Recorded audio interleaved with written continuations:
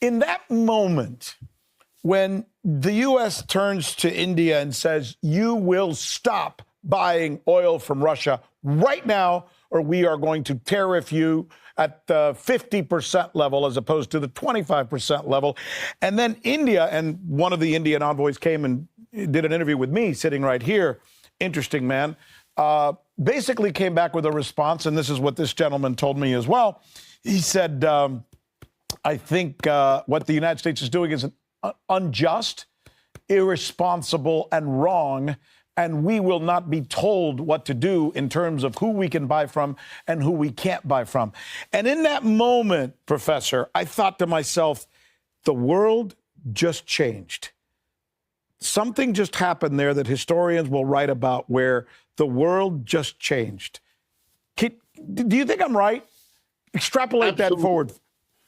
And let me tell you how you're right with a couple of simple statistics. What you just showed us, Ambassador Barak in Lebanon, that's the United States talking to a small Mideastern country.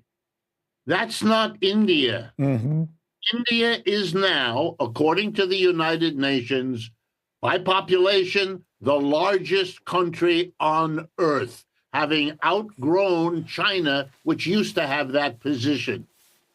If you do what the United States, what Mr. Trump is doing with these threats against India, who has a long historical relationship with Russia going back to the days of the Soviet Union and ever since, you are playing with a very different adversary.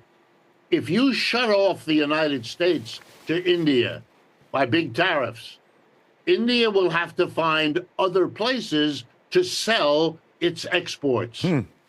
But like Russia found another place to buy its to sell its energy, India will sell its exports no longer to the United States, but to the rest of the BRICS.